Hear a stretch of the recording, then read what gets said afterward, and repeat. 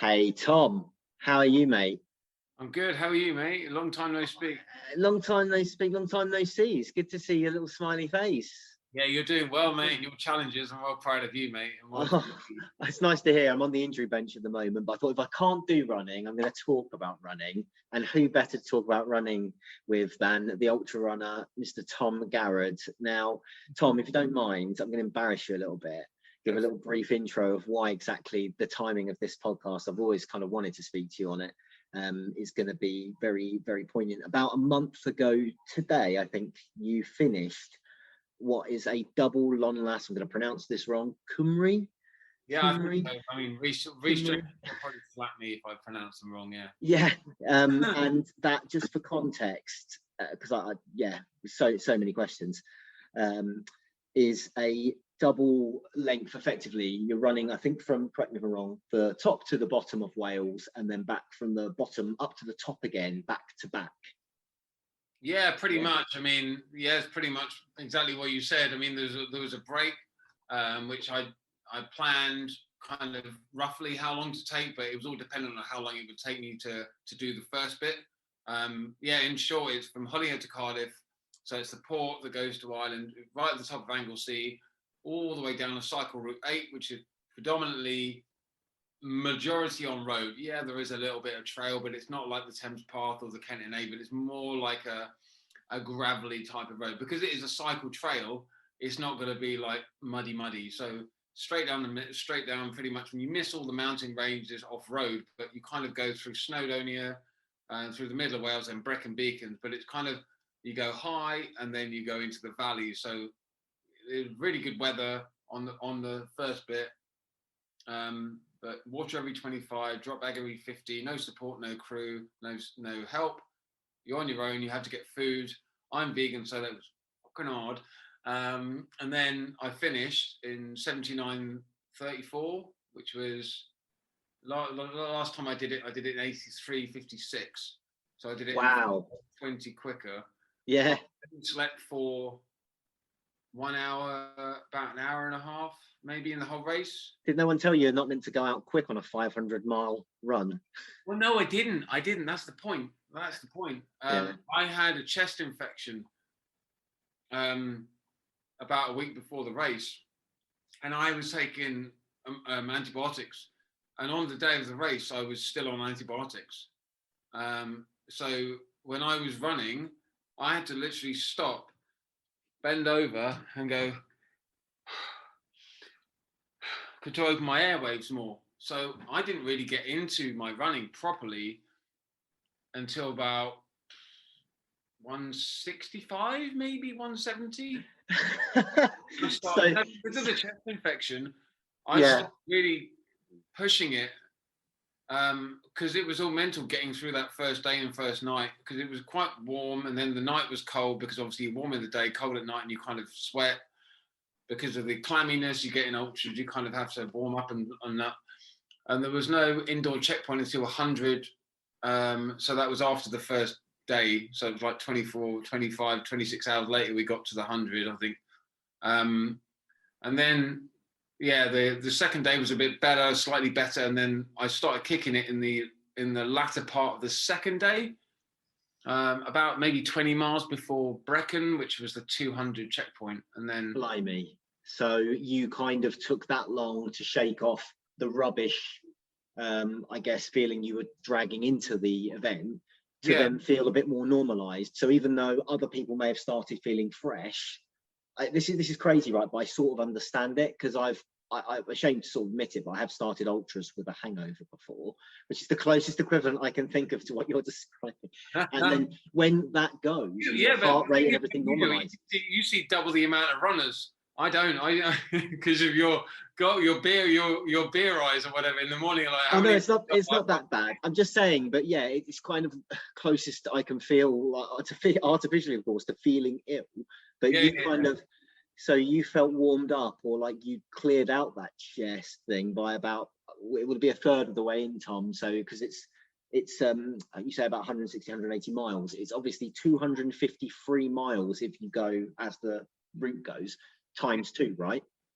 Yeah, pretty much. I mean, I went a bit longer, I think, because I don't know, you never go straight down the route unless you follow the green line. If you follow the green line in a marathon, you go the whole way around the marathon. But if you go around it, you'll go longer than 26.2. But it's the same in an ultra. You have to go, you kind of go the shortest way you can. But I think I ended up doing over 160 miles, 260 miles to about 260 to maybe 270. So I'm glad you said marathon, because actually, just to normalize it, because a lot of we've got people who do ultras who listen, obviously, but a lot of the runners who listen to this, myself included, bread and butter is marathon distance, half marathon distance. So you did 10 marathons consecutively. Yeah, 10 marathons consecutively up, and then 10 marathons consecutively down, or 20 half marathons each way. Wow. Okay. How and why? Well, firstly, it was all in memory of obviously the legend that is Mark Thornberry. I mean, I didn't know him as well as I wanted. I only found out about him a bit later on in life and running and stuff. And I supported him when he did the Grand Union, which was after I did Ireland, and I ran with him from Milton Keynes, and I spoke to him quite a lot there. And he was going through liver cancer treatment in King's College Hospital in South London, and their unit there, and he's raised a ton of money, like over 100,000 for them. And then he unfortunately lost his fight last year in June, and it was basically all in memory and raising funds for him, or raising funds for King's. And the idea was, because I'm very, very fortunate and really lucky to be a stage 4 cancer survivor. So I'm really fortunate to be here. So ever since my kind of journey back into sport, I've kind of set up Busting Your Balls, a website for raise awareness. All my running's basically been to raise awareness. And then this is the one race pretty much where I've raised funds, and I've done it in memory of someone. Most of my races are in memory of just people that have survived it, but this is the one race where it's been in memory of someone. And the race down was supported to a point, and this is why I did one way, one the other, supported, self-supported. And it was water every 25, drop bag every 15, no support, no crew, no water. You had to get your food by yourself. But on the way back, it was completely isolated. Like no support, no crew, no one meet to me for water, no stay in anyone's houses, B&Bs or anything like that. Really, like nobody. So you, a bivvy bag, and any shops or streams you could find. It was the same as on the way down, but without water and with no aid stations and with no drop bag.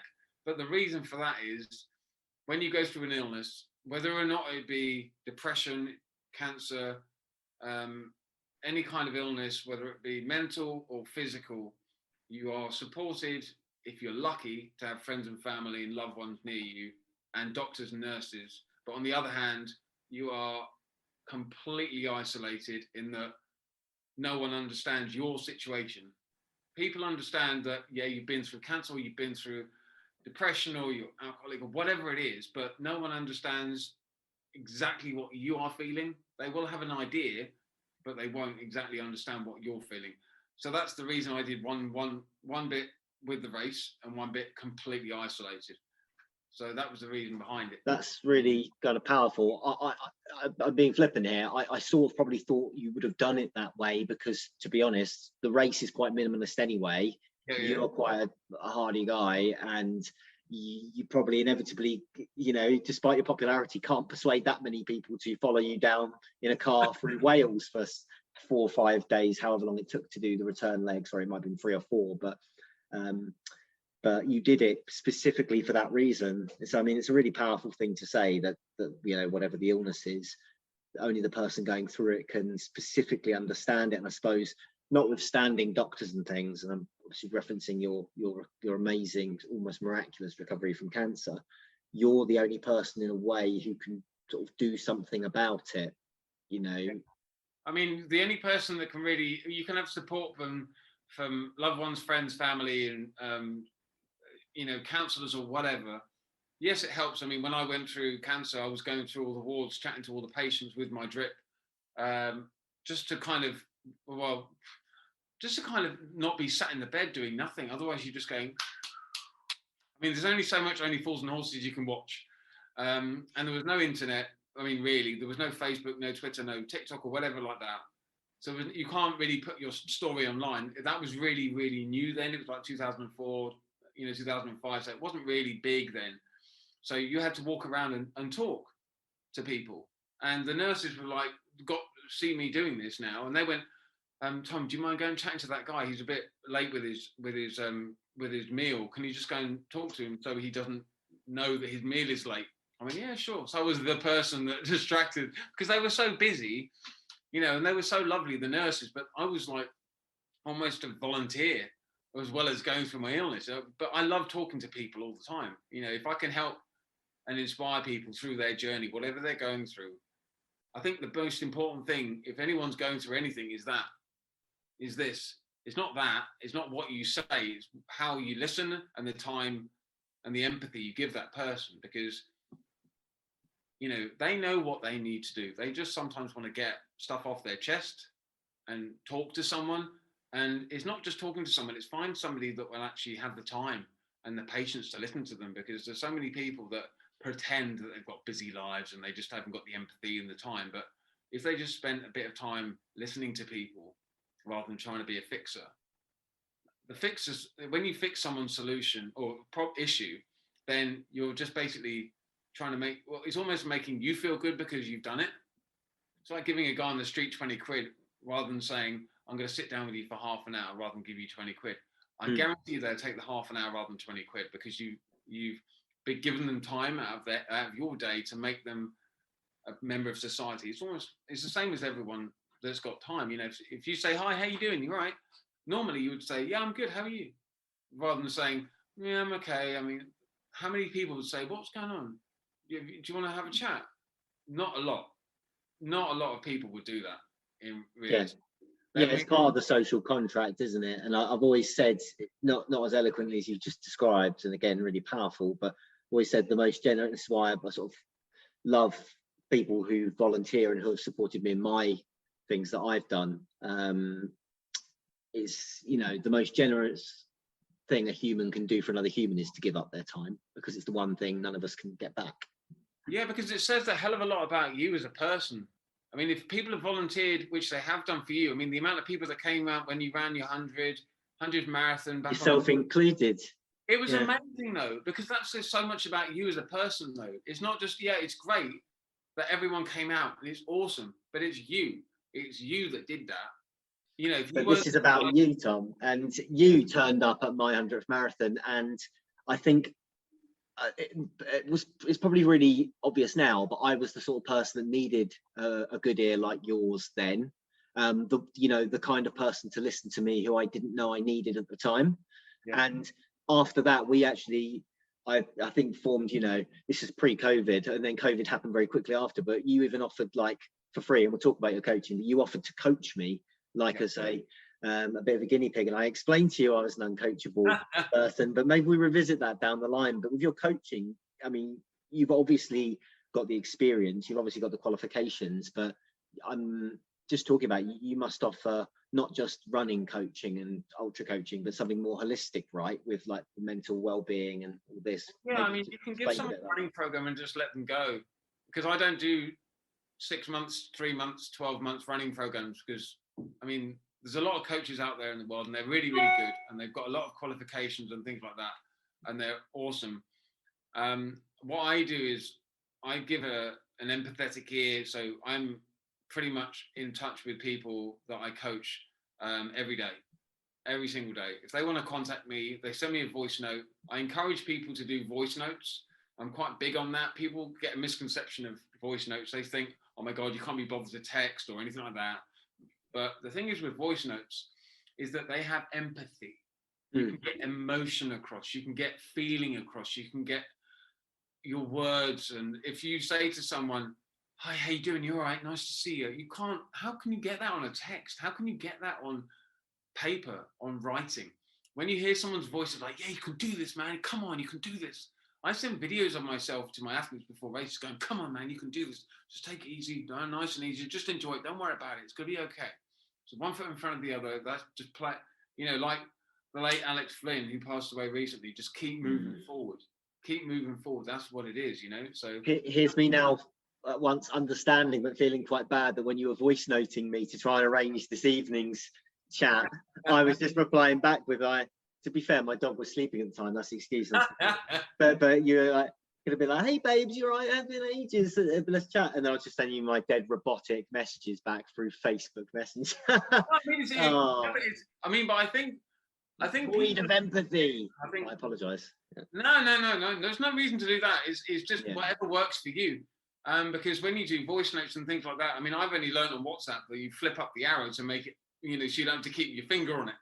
I've only learned that the other day, but all my athletes, after the session, if they got something wrong, just text me if there's something wrong, and they go, yeah, I went out for a run today, it was really good, but this happened, and you kind of get their feeling, and I can kind of read people underline their emotion, how they come across by their voice notes more, because I used to work in restaurants a lot, and you can understand, and I used to talk to people a lot, and people used to come in and talk to me about any issues they had, and we go, oh, can I speak to you, Tom, at the end of the shift? You go, yeah, cool, we'll talk together.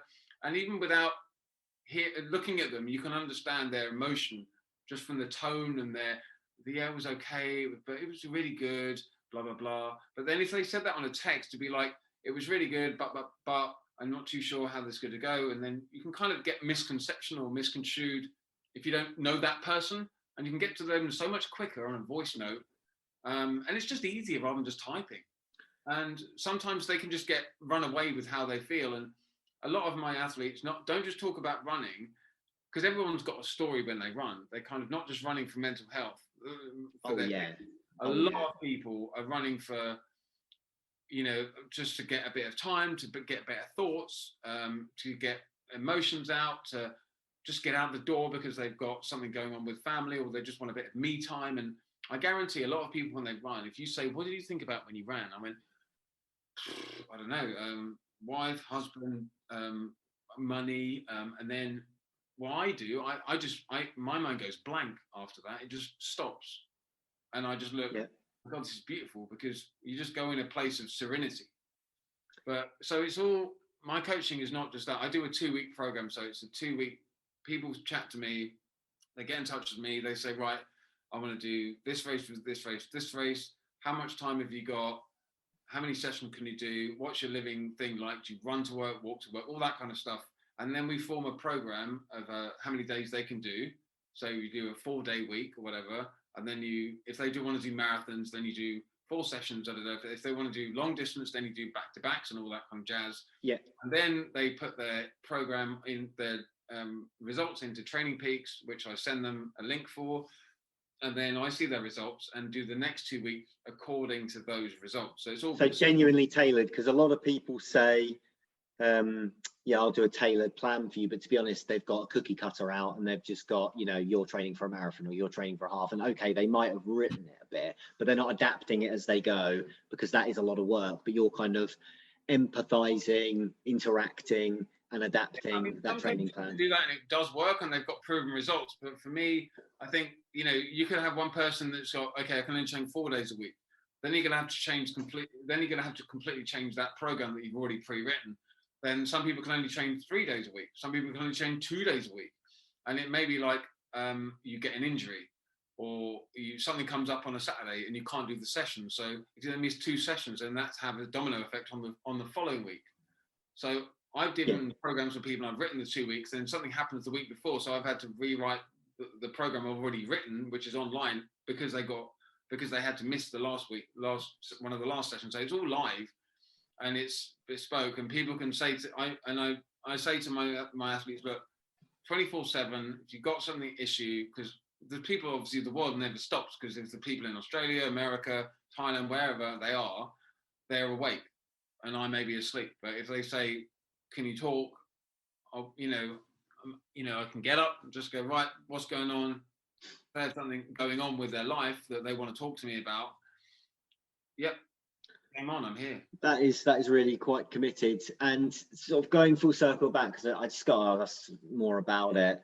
Like, in terms of, you've been obviously talking about how you train others, but you've done something that very few people will have done. Like, there are, I'm not going to say odd people, there are the odd person who, as an ultra runner, may have gone that distance, yep. The 500 miles without breaking, I mean, was there a time when you thought you wouldn't be able to do it? Well, I must correct you there, unfortunately. I wish it was 506 miles without a break. No, without being broken and giving up. That's what I meant. I know you had a sleep or a couple of like cat naps in a bivvy bag. You know, you can't survive long enough otherwise. Without breaking mentally, I think there comes a time where where it's literally, all it is moving forward. That's as simple as it is, moving forward. And you just got to think why you do it. Why am I here? Because sometimes everyone has an ego, right? Otherwise they wouldn't try and push themselves or try and motivate themselves, try and sell themselves or get a job. Because everyone that has an interview with someone says, I deserve this role. That's an ego. But sometimes in a marathon you say, come on, I've got to do this, I've got to do this. But sometimes you just got to strip it back and go, right, why am I actually doing this? I'm doing it for Mark. I'm doing it to raise awareness to people that aren't going to make it. Or I can raise awareness for people that I want to fucking make it because he unfortunately didn't. I want to fucking stop people dying from cancer. And that's what's pushing me forward. I'm lucky to fucking be on this planet. Every one of you listening is lucky to be here at this moment in time. You put your hand on your heart and you hear a beat, feel a beat, that's purpose. You've got to make your life possible and make it big. But then everyone has shit days. Everyone has shit days, but it's a stepping stone to the good days. But it's good to have a shit day because it makes you realize how fortunate you are when you have a good day. But everyone in ultra, like you see the marathon, it has a wall. You kind of go, oh my God, I don't want to do it. I don't want to do it. I don't want to do this. I don't want to do that. But then all you got to do is just get through that bad day, which is part of an ultra. Like you have a week, Monday to Sunday, right? If you have a bad day on Wednesday, you just go, I really don't want to do this day. I don't want to do the work. I don't want to do that. But then you just keep doing it. Because you're getting up, you're writing down, you're doing the work, and it's just hard. But then you somehow get through the day. But you sometimes sit down with a glass of wine or whatever, or you go for your run and you go, I've done it. But some people, because they're so involved in it, they don't realize they've done it. And then they wake up the next day and they carry on, but it's a better day. But they don't think back, I fucking got through that day, didn't I? I got through that day. I didn't think I would, but very few people reflect on it, particularly on the good stuff, right? You don't think they reflect on the good stuff, but then you've got to reflect on the bad stuff too, because you'll get over it. You got through it. It's great doing a PB or whatever, but I always think it's better doing. I always think the actual true. I mean, break it down. Sarah Morwood, she's a legend ultra runner, right? She did the 50-mile Centurion many years ago. She won it for females and she came third overall, which is just insane. Yeah. Very, very good. Very, very smart, but amazing, lovely girl. And she waited and gave her trophy to the back marker, to the last person that finished the race in 13 hours, because they never gave up. They kept pushing through. You know, they went right down and they pushed through. Some people, when they just go through, I'm better than the race, I'm just going to stop because I can't, I should have got a better time, but I'm not going very well and I'm just going to quit and not go. But it's like with you in the last ultra, you thought, mate, I'm here for a reason. I'm going to run, even if it's in a bloody flip-flop, I walk for the last, how many, 30 miles, 20 miles, because I don't give up. Yeah. But that's what we do. You know, I looked at a train in the reverse and I looked at it and went, oh my God, that train looks really warm. It's really warm. I could just get the train and just go back to Holyhead. But then, you know, there's so many people that are watching and there's Mark and all this stuff. And then I carried on thinking and then I realised I was 5 miles past the train station. Yeah. And just to, so yeah, like, I have nowhere near, and many other people listening haven't anywhere near gone through what you went through when you were much younger. Mm-hmm. But I do think, it's my own personal theory, that the reason I am now having suffered, you know, whether it's the death of my dad, you know, brushes with depression, alcoholism, these things, that suffering, I think, has made me, like you say, the bad shit days, and there were a lot of shit days, that has made me feel more grateful, has made me want to stick out there and enjoy, whether it's just the as you say, serenity of a long run, even if it's painful, because you think, where else would I be if I wasn't here? And that, in a way, it would have been physically awful in many ways, but must have been the bliss of doing the double long lass. And the reason you were doing it for was very powerful, because maybe you've been through so much suffering, and with your cancer and your comeback and all of that. And I don't know other things in your story, Tom. Do you think that allows you to go further and stronger than other people? Not to proclaim it as an ego, but do you think that suffering is at the core of why you've become, I would call you, a very, very capable ultra runner? Well, I mean, thank you, firstly. But yeah, I think a lot of it is, I mean, I think everything's psychology, everything's mental, and but physical too. Obviously, you've got to train hard, otherwise you get injured and you can't do these races ever again. So you've got to have a fit body and a fitness and a mentalness to actually train and get out the door, and a real commitment to do it, for definite. But you've got to think smart about your race, what you're going to do. Are you capable of doing it? There's anything is possible attitude with me when I coach. And if you want to do a race, yeah, you can do it. You can do it. You may not be able to run it. You may not be able to get a PB, but you can walk it and finish it. It may take you longer than you think, but once you physically get to the finish and you cross the line, then you can work on the PB and the rate and the running, all that. But I think people just want to get everything is perfect like now, but just get to the finish, cross the line. That's what I like about ultras, because it's not about the PB. It's not about the time. I mean, your marathons are different because there's multiples. A lot of people that do marathons are doing a lot. But people that do like just 4 or 5 a year, it's still an obscene amount of running. Marathons are big races. I mean, if I do 500 whatever miles, I mean, 5K is amazing. It depends on your situation and what your life is and your struggles are to get yourself out. Some people struggle to even get out the door and even start the journey. So it's kudos to anyone that's on the start line of any race, whether it's a mile, whether it's a 500 miles or whatever. It's whatever your journey is. So people can look at me and be like, I could never do that. Yeah, you bloody can. And you can possibly do anything you put your mind to. But it's just whether you believe it in your head. I think that's it. But I think my cancer journey was, I mean, people go, yeah, I don't believe you. I found it. Yeah, okay, people, my God, you saw the pictures. Oh my God, it was terrifying. It was horrible. It was hard. There was a very little time in that treatment where it was kind of like maybe, obviously if the cancer was 100% the treatment, maybe 60%, maybe less, 40%. But for those who don't know your story, sorry to cut in, Tom. For those who don't know your story, you had stage 4 testicular cancer, was it about 17 years ago? And you were given, what was it, less than a 5% chance of survival? 3 days to live when I was diagnosed. 3 days to live. Okay, sorry, carry on. No, it was, it's a long one. But basically it was only 3% survival chance. Couldn't freeze anything for kids. Couldn't freeze anything for my semen because they said it takes 3 days to do this test. I was misdiagnosed. My sister came back from Australia purely because I got sick. She thought I wasn't going to make it, so she came purely back here to be by my bedside. My parents were with me every single day. I was in stem cell transplant where I couldn't eat, maybe even talk properly for about 3.5 weeks.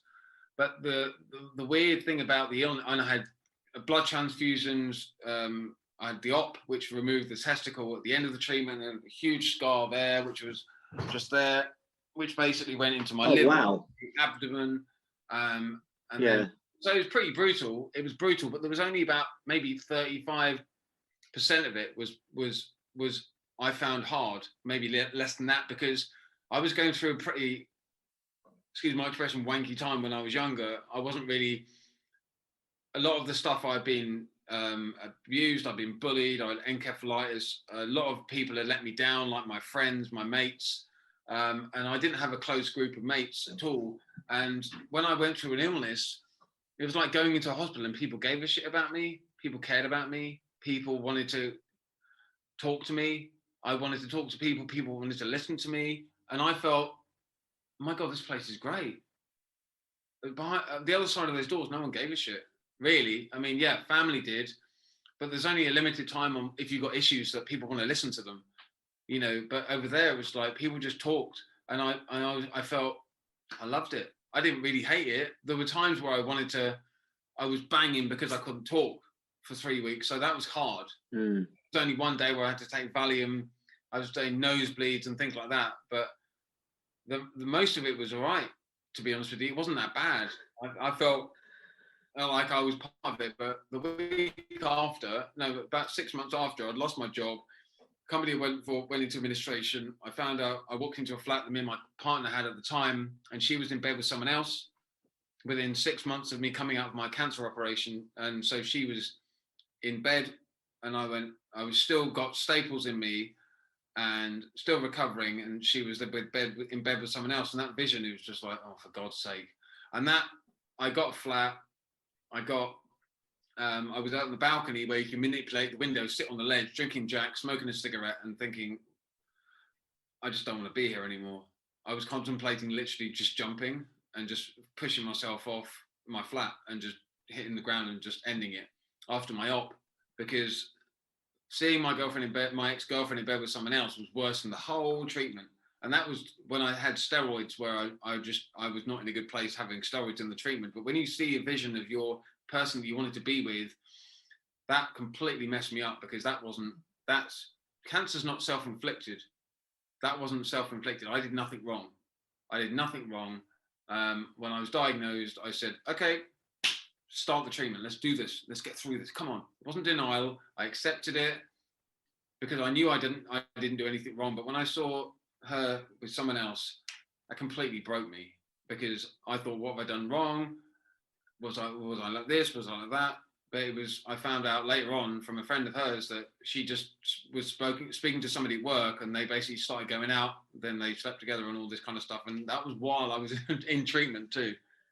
Wow. Sorry, I've just been shocked to silence by a lot of that. I just have to know when the book's coming out, because I would buy it, Tom. But I've got to say that everyone says cancer's shit, but God, humans fucking suck as well sometimes, right? Yeah, I mean, she propelled me, but I used it as reverse psychology to start.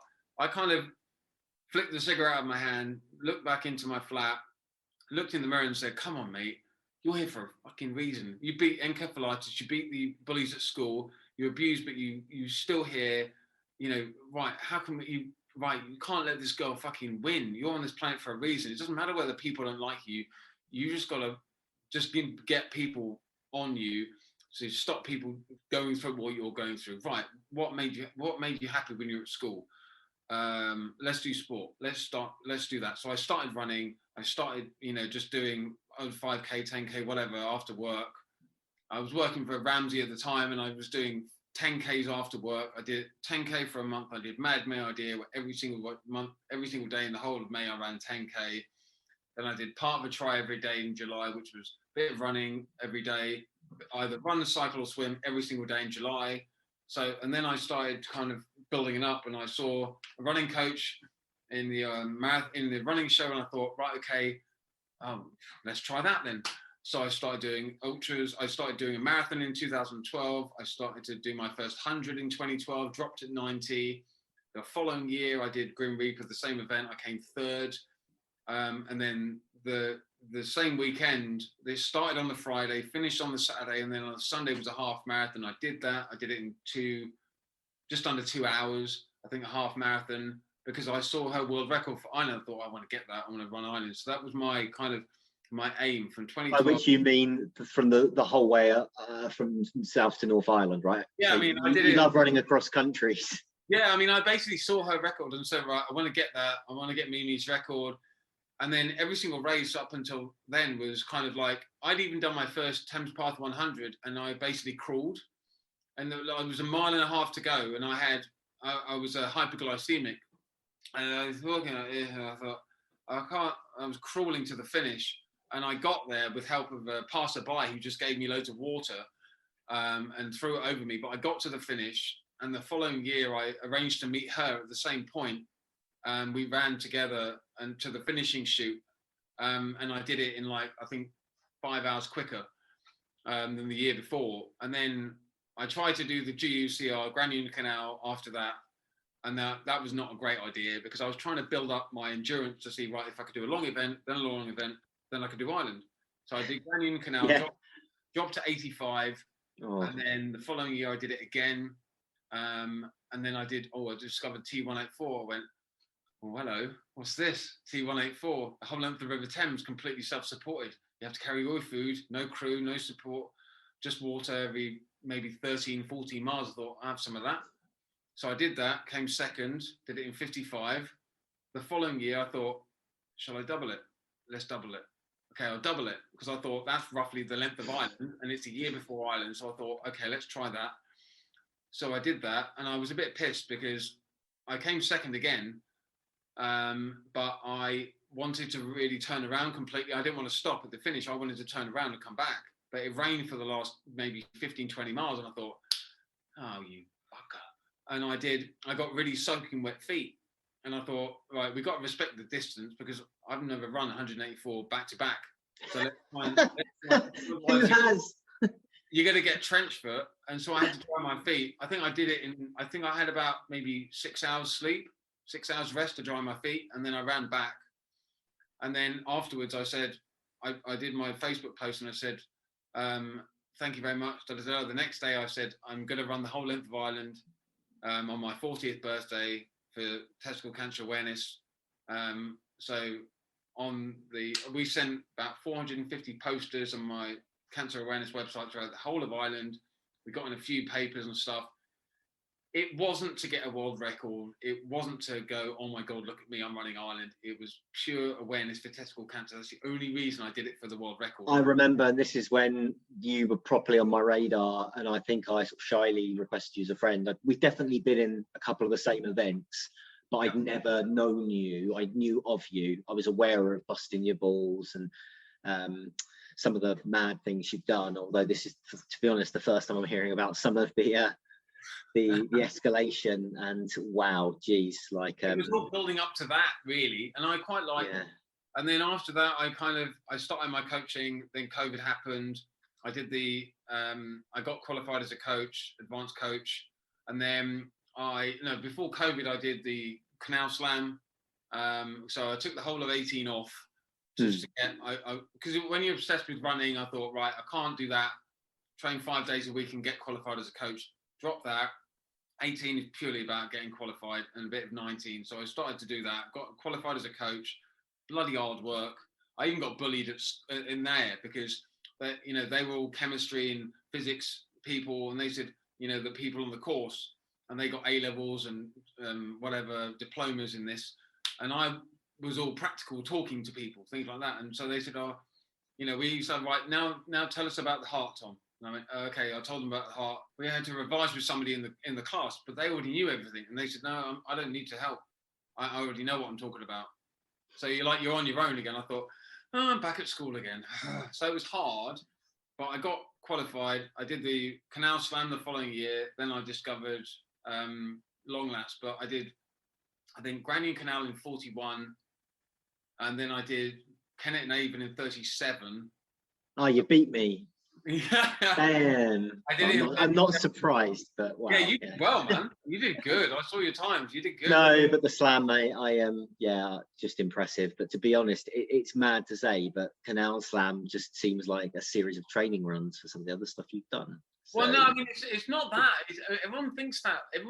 It's like, but that's building your endurance. No, I think even if you do a marathon, it's still a marathon. It depends where it is. I mean, oh yeah, I'm not putting any of it down. It's hard. I'm wearing the hoodie right now. Yeah, exactly. It will stay. But I think everyone, regardless what distance they do, respect the distance. Definitely, 100%. I mean, it's like when I do like these long distances, I kind of get tired in the first however long, and you think, how bloody hell do I do 100 miles when I'm knackered at 20? And you just think, you just keep moving forward. You keep putting one foot in front of the other. You say, right, I'm going to get to that tree. I'm going to get to that checkpoint. I'm going to try and catch that person in front of me. That's the distraction that your mind plays with, and which I teach people. And it's just kind of like, it's not just going, oh my God, I've got 100 miles to go. It's like, right, okay, I'm going to catch that person.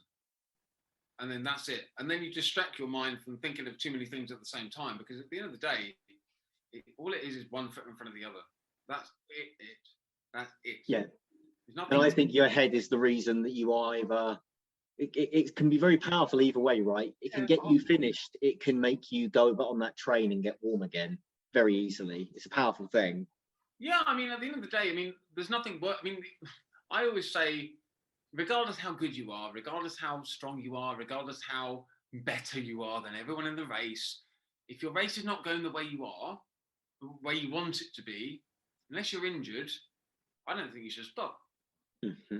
I don't think there's a real good excuse. Unless you're really good at, unless you're injured and you're going to do yourself an injury, like you can't run again, or it's going to be detrimental to your fitness or health, stop. But if you don't, then you will constantly learn more about you. I mean, if you've got another race, in say 2 weeks' time, and it's going to take you maybe 10 hours longer, and it will be bad for the next race, then okay. But if you go longer, then you learn more about yourself mentally than you do physically. We always sometimes look for the comforting voice, or when we rationalize, we try and get someone to say, oh, it's okay for you to pull out. And I'm not saying it never is okay, but I looking back, I've pulled out and flaked for so many of the wrong reasons, particularly when I wasn't in a strong place mentally. But if only you could bottle your kind of PMA, your positive mental attitude, but the next best thing, and you're a godsend, I think, to any runner who's lucky enough to have you, you can coach them into that. Not all of it, obviously, they have to find something themselves. But I mean, one of my favorite quotes is, magic only happens outside your comfort zone. If you do, I mean, why do you do marathons? Why do you do marathons when you could stick to 10K, 15K, 5K? You go outside, you want to do something different, or you do a different marathon, or I want to do 10 marathons in 10 days. You're like me, you do bigger events, you kind of go, you want to do something different. Otherwise it's like it's like people say, if you go to a restaurant and you have the same food every day, why do you do that? So you go into a restaurant, you say, I'm going to try that. It's the same thing with running. All you're doing is running a different route, or you're running down a different route backwards or whatever. It's just, you'll never know unless you try it. And, it's like when you're in a job and manager says, can you do this? And you're kind of constantly saying, what about asking me what I think? One person's opinion you can benefit the company. It's the same thing in running. If you try something different, it may actually work. Otherwise you're in limbo for a long time and you don't go, oh God, I should have tried that earlier. And this is why it's like such a beautiful community. Hopefully you found, like you were talking about being in the hospital, I sort of, when you were saying, all the things outside were the shit, I actually, not embarrassed to admit, I had sort of tears forming in my eyes when you were talking about, feeling like an outsider, being bullied, that stuff. That resonates with a lot of people, different scenarios. But I was just thinking really sort of happy tears almost, thinking, I feel like that when I found running, because that was the only time no one really looked at me. And even though I was overweight or anything or different, they sort of valued it. They found value in the weird and wonderful, right? And you presumably feel the same in this community. Feel safe. Yeah. It's like that you feel accepted. It's like when you go running, they're like, hey Rob, how you doing? Nice to meet you. When you're outside, it's like headphones on, your jacket on, suit on, and you're just like, what, they're looking at me because of whatever. But here's the thing. And I think I remember saying something similar, possibly when we were running together. It's like when you see people running down the street, or you're running, whatever size you are, whatever you're wearing, whatever, it's like with fashion. People go, oh, I want to run in these shoes. I want to run in those shoes because they look good. But even if they give you like an injury because they're not the right shoes for you, people want to look good, firstly, because they're scared of what people may think. But then normally when, if you look at someone when they're running, I kind of look, well, that's a beautiful style, but they may go, oh, he's looking at me because of, X, Y, Z or whatever. But then if someone says something to you, I mean, I was bullied. You still get that. I still go through, it's stupid being 44. When there's loads of kids, I don't like when school's finished, because when kids get on the bus, I get flashbacks to when I was bullied when I was younger, because all the kids sit around you and I go, oh God, what are they going to do? I don't go in that, but it's kind of like a bit unnerving. But then the bullies are the ones that actually need the help. the people that do hate online, or the people that say stuff about you, are the people that need help more than you need help, because they've actually sacrificed their time to look at you, to watch through all the videos and gone, oh my God, look at you, you're talking about this. Yeah, but you just listened to my whole video. So how can I help you? Let me help. This is it. This is the product of hate. It's built on insecurity. But yourself and myself, to a lesser extent, we are, I suppose, examples of life's survivors. Not everyone has, because of circumstance, sometimes the strength to get through that first layer of abuse or bullying or whatever. And when you do, and this is why Laz Lake says, and I'm sure he probably didn't mean, you know, yourself specifically, he says people in general just be a lot better off with a little bit of more pain in their lives. And that always sticks in my mind as my favorite quote, just because that to me describes what makes an ultra runner, other than all the physical attributes. You've got to have some resilience, and that is sadly only built up through going through shit sometimes. Yeah, I mean, it's like we spoke earlier about the stepping stones. I mean, you go like the Thames part, like the North Downs Way, those famous stepping stones along the Mole River, you know, like just near Box Hill. They're literally stepping stones. You've got like, there was somebody online that quoted like, the top of a mountain is the bottom of the next mountain. But then when you when you see people going, oh my God, if you have two bullies, say for example, that walk down the street and they go, oh my God, look at you. I guarantee you everything I've earned in my life, everything now, if one of the bullies was on his own, they would walk straight past you. But it's all kind of insecurity and trying to prove themselves to each other, you know, but it's not you. It's never, ever you. It may feel like it is, but all they're trying to do is make them feel better about their life, which is probably 9 times out of 10 shitter than yours, because the only way to make themselves feel good is to make other people feel like that, you know. But it's a horrible thing, and it's one thing that is psychological. But then when you go out and you see people go, oh my God, look at you, but like, yeah, and what's the problem? What about me? Yeah. I love these shoes, mate. I fucking love how loud and green and yellow they are. But thank you very much for taking the time to notice that. And I guarantee if you did that, they go, what? Rather than saying, if you come back aggressive to that person, I bet you go, they're great, aren't they? They're so yellow. They're horrible. You know, it's like if you're like, if people say, oh my God, look at your scar. Yeah, no, big shark ate me. Big shark tried to eat me. You just play it with fun. And then that scares them, because they think you're going to come back and be all like, no, like that. But if you come back with a bit of like that just kind of tricks them. It kind of go, what? I didn't expect that. Because everyone that's been through something or come out the other side, or is still trying to get to the other side, is bloody amazing and has a story to tell. But if you said I'll give one bit of advice to anyone going through it, I would say, right, you've got a journal. Like next year, or ask at Christmas time, say, right, can somebody buy me a diary? Like, make sure every single day has a page. I think I remember saying this to yourself. Every single diary has a page. Yeah. Buy a shitty alarm clock. Like, don't use your phone. Buy a shitty alarm clock. Set it for a time you want to wake up before your meetings or whatever. So you're not just getting up, having a coffee and going straight to your laptop and working. Right? Give yourself it will take time to get used to it. It's not going to happen like that.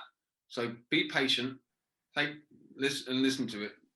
So you wake up, stop your alarm clock, get up, your phone's away from the bed, go and write in a journal. Don't think about what you're going to write. Write down anything that's in your head. Don't worry about spelling, punctuation, just write down how aggressively you want. Then close it and just sit for a minute in somewhere quiet, somewhere a bit free of crap, and just sit there for a minute and reflect. And then wake up, make your breakfast, have a coffee, do work. And then try and do that every single day. But it doesn't matter if you don't write loads, just write one word saying, I fucking hate my life. Because it's out of your head. It's not going to be in your head as much because you've written it down. Close the book, do the meditation and go and do your day. But because you've got it out, it's going to be straight out of your head to start with, but you've kind of got it out so it's not in your head. And then if you do that every single day, the pages will fill up more and more and more, because you're kind of thinking, oh, okay, I'm going to write this, I'm going to write that. And that's a good way of trying to get stuff out of your head. That's really, really insightful, Tom. And I actually, when I was getting better,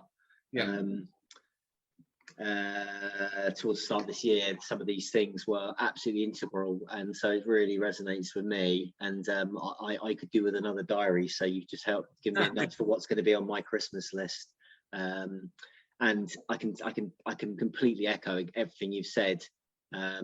For anyone listening who wants to, I don't know, start just,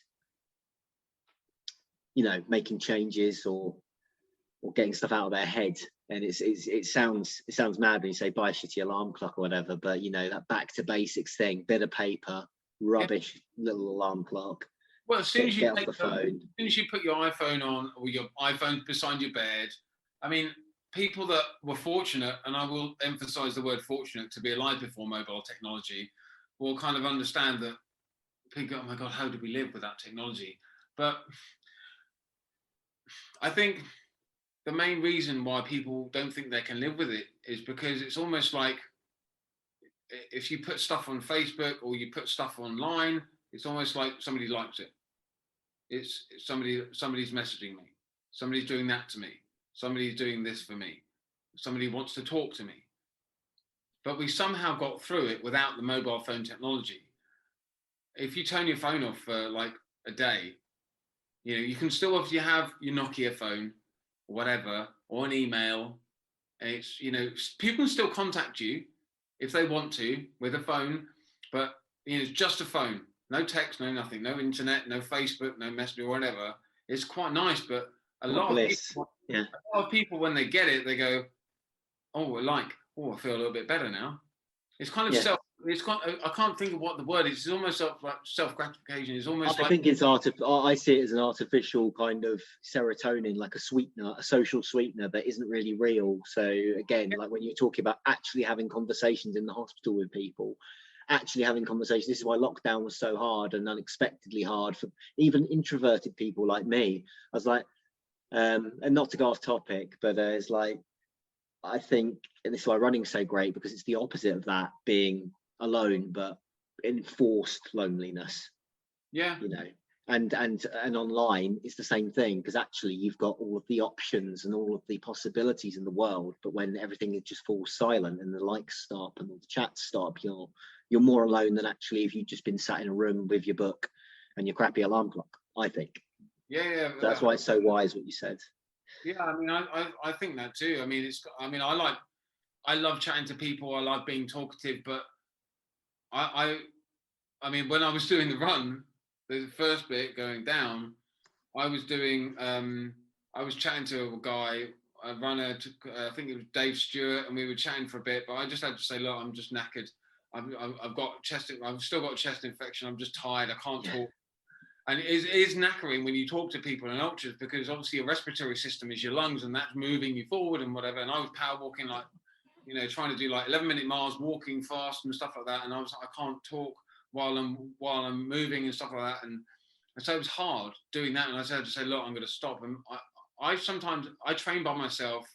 I like running with people, but sometimes it's just nice just being in your own space and running with people. If you ran, like, say if me and you we ran like 20 miles, I guarantee we would talk probably for the first maybe 7 miles, and then we would you don't need to talk. You can just be, I mean, you see people that have been married for 40 years, they sit in a restaurant and they're just reading the paper, but they're just in their own company. They're okay.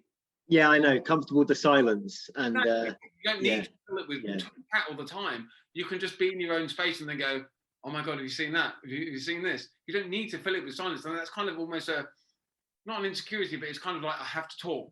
But then if you know people and you can just, I mean, you can kind of gauge people and how they want to talk, or if they don't want to talk. But then sometimes you just go, right, I mean, like I said, 20 miles, we talk for the first 7 or 8, and then eventually we just drift out, and then we make the odd bit of chit chat back forwards. And then, that's how it would normally go, because you'll golf in your own little bubble and you start thinking about stuff, and then you'll go, and then it will go blank. And when your mind is blank, I mean, I don't listen to music at all, ever, when I go running. And some people do, some people don't. But I think personally, obviously, I can't listen to music because it's like I get distracted. I like listening to like nothing, just silence when I'm out there, because with own thoughts, and it's everyone's noisy and busy. And when you work in offices, it's kind of like, and sometimes silence is so, everyone just says, I just want a minute, just silence. But you can get that when you're running, and it's so like birds and bees and wind and rain and whatever. Yeah. And I think everyone should experience that, of running with nothing, just running naked, just running without the I know music. what you mean. Yeah. Just to see what I think people are sometimes scared to do that. I'm not speaking obviously for, not assuming everyone, but I'm thinking some people may be scared of kind of going out and just going, oh my God, what am I going to think about? But then it's going back to the magic only happens outside the comfort zone, because you never know. Just try it. I please beg everyone to just try. Go for a run, one of your long runs of the week without music. If you listen to music, and just try and listen, just try and be in your own bubble. I'm probably quite a good test case for this. And I can, again, I'm not just saying it because you're here, but I can preach what you're saying. Because actually on a marathon, I would do two things. I would probably actually run and sing to myself, or I would chat with someone if they want to chat to me. That is what I enjoy, because marathons for me are a bit of a social thing. But when I'm on my own, I like music. I like to sing along. However, when I did my first 100 miler, and actually most of the ones I've done since, I've gone vast majority of the time, zero music. Because what I'm like is birds, bees, wind, random dogs, random passers-by. I want to hear their conversations. And actually, I want to hear nothing sometimes. Because like you said, you really don't think of a lot. Sometimes there's a bit of maths about cut-offs or whatever. But actually, during the long run, any ultras, it's actually probably the only time I'm really not thinking about much at all. And that means overthinking. And I think sometimes, as a sort of anxious person myself, well, lots of us have anxiety, you can overthink an incredible amount. But the only time I'm genuinely have no cares in the entire world is when I'm running. I just don't care about anything except being outside. Yeah, I mean, hopefully. Yeah, I mean, I think when you go, there's one quote that I read the other day, is like, how can I control what what do I do about the things I worry about? Well, write down all the things in your life, that you're worried about, and cross out the things that you can't control. Concentrate on the things you can. But when you're running, it's kind of like, people have come to the bar when I worked in restaurants and stuff, and they still come up to me, they still text me and say, oh, can you meet me or whatever? Let's have a chat. They say, let's go for a drink. I went, no, let's go for a walk. And we just go for a walk and we talk about stuff and we try and get it out. And it's just talking about it, getting it out in the open air, discussing it. I mean, the biggest thing is just to accept the situation you're in and not be in denial about it. I mean, if you're anxious, just say, I'm fucking anxious. I don't know what to do. But 99.9% of the things you worry about don't actually happen. It's just the worry that you kind of go, oh my God, I'm worried about this. I'm worried about that. Why am I worried about that? Why am I actually worried about that? Everyone thinks I'm worried about this, but they don't say, why am I worried about that? Okay, I'm worried about that. Why am I actually worried about that? Can I change it? Can I fix it? How can I fix it?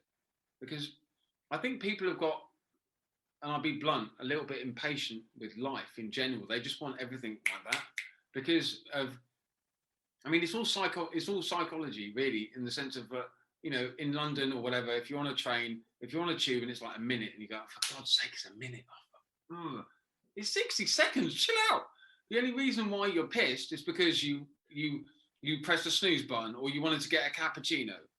It's like, I'm saying this to people when people bump into you and they go, for God's sake, they're not pissed about that actual situation. They're pissed about other stuff that's happened before. It's a very kind of like, when you get post-traumatic stress, that people get flashbacks and all that kind of stuff. But you kind of get, it's not that, because that can be really advanced and detrimental to health, and people obviously in war zones have come back from that, and they're having flashbacks of stuff and they can't sleep. But then if you've had an argument with your girlfriend, your boyfriend, husband, whatever, and then you've missed the bus and you bump into somebody, you go like that, and you go, it's not that situation, it's everything else before. But then when you're running outside, that's your time, your space, your me time, your thinking time. and it's just a better space to be in than in a pub or in a bar or in a restaurant. Yeah, you can talk about it, but there's four walls and a ceiling and a floor and lots of other people. When you're in a place, wherever it is, where it's in the countryside, it's just so nice and just like, I think people are a bit scared of just isolation, being by themselves and thinking without looking at anything else. There's all these birds and trees and whatever, but that's outside your comfort zone. That's where the magic happens. Just think about it. Just get outside, walk. Don't need to run 500 miles or 10K or a marathon. Just go for a walk one day without anyone and just think about stuff. And just, I've got goosebumps just saying that, because it is true. It is fact. It is kind of like, just go and sit by the sea and have a minute, sitting on a bench, not doing anything. Because of like Instagram and Facebook and Twitter, there's all these distractions, right? Leave your phone at home and say, right, to your loved one or whatever, I'll be back in 20 minutes, or I'll be back in an hour. I just want a bit of time. And they won't say, oh my God, blah, blah, blah, because it's for your own health. Go out for an hour, go for a walk, whatever. You know, just have a bit of serenity, have a bit of downtime and think about stuff. Because when you can get takeaways in 15 minutes. You can have everything brought to your door without leaving your house.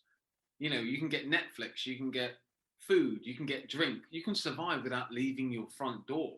How weird is that? That was never the case way back when. You never had iPhones or iPads or 15 TV programs. I mean, you can literally survive without leaving your flat. Whereas if you go outside the door and go into the park, try and go somewhere beautiful, free your mind, trust me, that is the most beautiful place on this planet. When you're kind of a bit, and when you come back from a walk eventually after trying it so many times, and you come back and went, I just thought, I don't know what I thought about. That is bliss and beautiful, and fucking hard to find in this modern life of everyone's trying to fill it with stuff. Yeah, so true, so insightful, Tom. And I'm going to have to let you go, but before I do, I'm just going to say live on air. As soon as we're both can make a date, I want to be taken for 20 miles of blissful running, walking, whatever with you by the sea. That would be great, and we'll carry on this conversation. But before I let you go, Tom, got to ask, what's next for you? Whether it's raising money for foreigners or your own challenges, come on, you've got to have something. I'm doing. I've got a 28th of December. I've got a marathon, which is Canaries, which is in, I think, Surrey somewhere. I just got. Yeah, the fourth annual Head Torch Marathon for Mark, raising money. Yeah, with Canary Trail events. Yeah, and then I'm taking December off, and then I'm going to start training lightly in January, maybe mid-January, for the 3 Peaks. It's basically Cockbane events, minimum support again. I can't remember what it is, but I know it's from Fort William in Scotland, run to Ben Nevis, up down, run to Scarfo Pike, up down, run to Snowdon, up down, and then a little bit more of a run, and then that's it. That's it. Yeah, just. It's about 400 miles, something like that, I think. That's basically a long walk for you, then. The thing is for me is I knew I really wanted to win long last this year, and I was annoyed that I didn't. But people thought, oh, Freddie's taking it easy, but I really wanted to win it, so I want to do it again and whip it and really, really push it. But then, just because I've done it, it's still a fresh 2:53. People are, oh, you've doubled it, you can do this, it's easy. It's still a hell of a long way. Every race is a brand new race. Yeah. So anyone that gets on the start line is amazing. What any bit of advice I'll give to anyone is just believe in yourself and just enjoy it. Just enjoy the run. Just believe in the process, not the outcome. That's the thing about marathons or ultra marathons or any race. Just believe in your process, believe in yourself, listen to your body, and you'll get there. And it's all up here. A lot of it. As long as you're fit and you don't get injured, you'll be fine. Just belief. And that all it is one foot in front of the other. That's all it is. And I'm really glad people are getting to hear that from you, Tom, because you really are amazing, and so are so many people listen to this. But hearing from a guy like you and all the stuff you've been through, God, really appreciate your time, and thanks for telling us all about your journey. And we'll get your links out there. Mate. All right, thank you, sir. All right, you take care, and I look forward to our run by the sea. Bye.